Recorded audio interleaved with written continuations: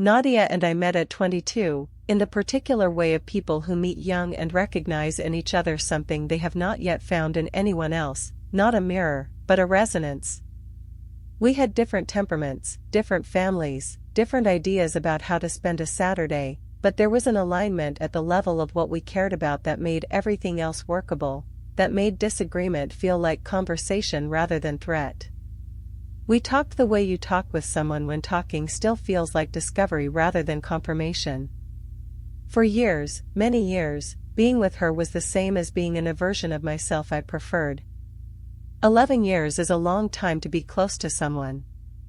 Long enough that the friendship becomes part of the architecture of how you understand your own life, one of the stable structures, one of the things you do not think to question because it has been a given for so long that it functions like a fact rather than a choice.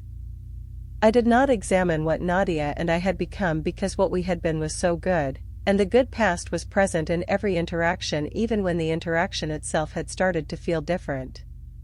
I cannot identify the moment it started to shift.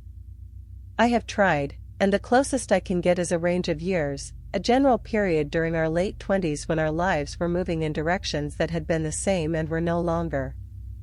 Not dramatically, not through a falling out, not through a betrayal or a rupture or an event that I can point to and say, before this and after this. We changed. The particular way in which we changed was not compatible in the way our initial shapes had been. What she needed from friendship in those years was something I was not well positioned to provide, and what I needed was something she found difficult to offer, and for a long time we were both providing what we could and calling it what it had been instead of what it now was. The friendship became a performance of the friendship, in the way that some long relationships do, sustained by shared history, by affection that is real but is no longer current, by the inertia of something that has been important and that neither person wants to be the one to name as changed. We saw each other less frequently, and when we saw each other the conversation had a quality I had not previously associated with her, managed. We were careful with each other in a way that we had never had to be before, and the care was kind and was also a symptom. You do not have to be careful with someone you are genuinely close to in the present tense. The carefulness was evidence of the distance it was trying to bridge. What I felt during this period, and I want to describe it precisely because the imprecision is part of why it took so long to address, was not unhappiness exactly.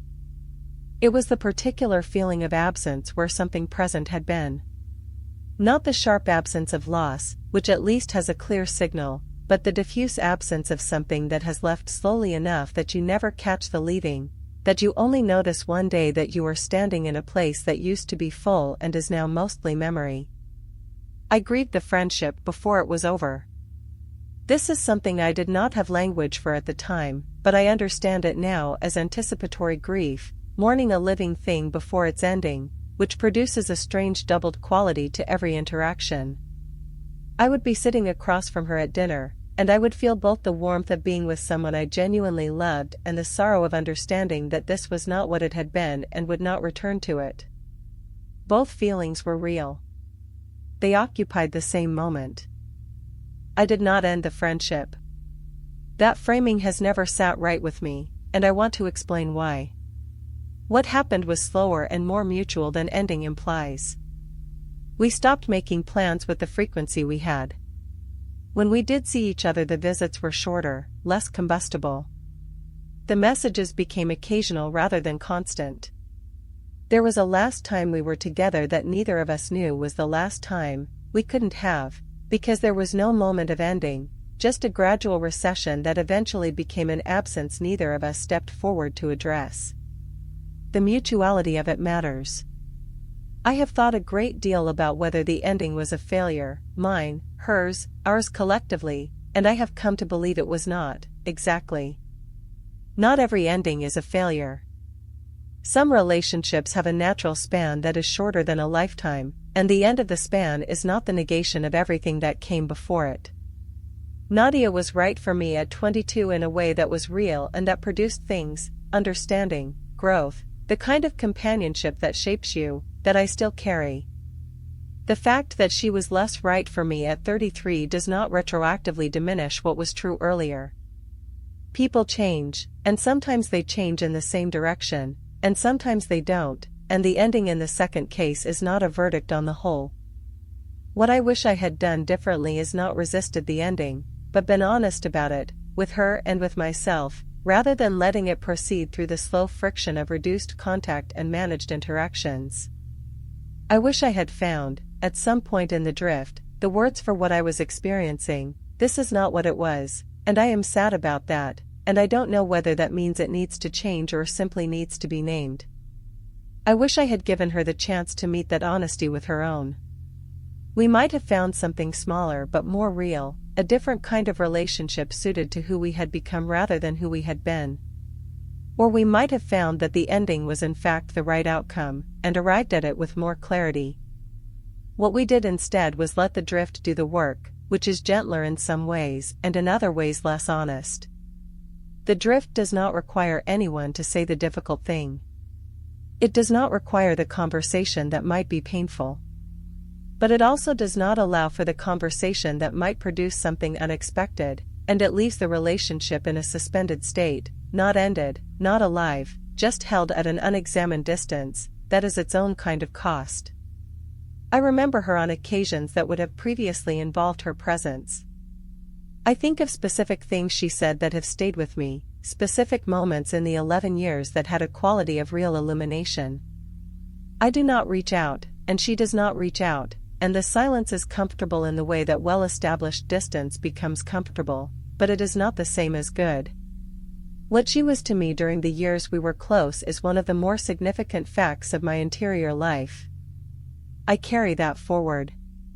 I also carry the knowledge that I let the ending happen by diffusion rather than by choice, and that choosing, even when the choice is an ending, produces a different relationship with the thing than drifting through it does.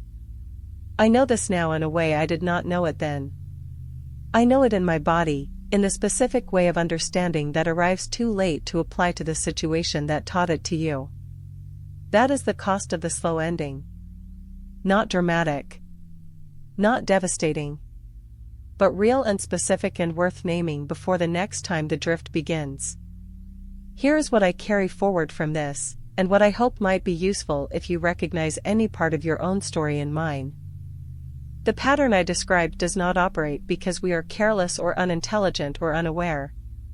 It operates because it has a function, because it is doing something for us that we have not found another way to do. Staying in the wrong situation, staying silent when we should speak, not walking away when the door is right there, all of these behaviors persist because they are solving something, even if imperfectly.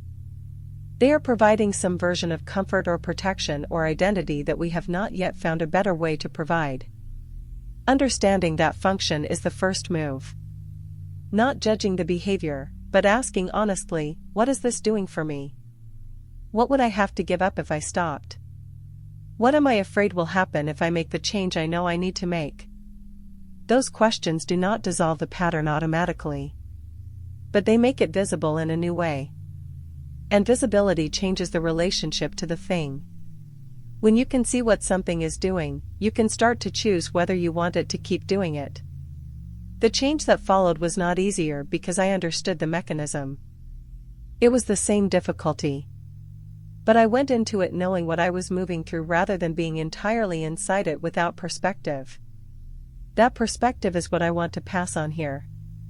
Not the specific story. The structure. The shape of how we stay in things longer than we should, how we look away from things we can see, how we tell ourselves the thing will change without giving it a mechanism for changing. You are not alone in this. It is not a character flaw. It is how the human nervous system manages uncertainty and fear. But you can do something different. The doing starts with the looking. Look at it. Directly. Honestly.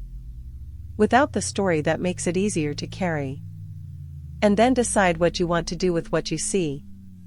That decision, fully conscious and fully yours, is the only kind that actually changes anything.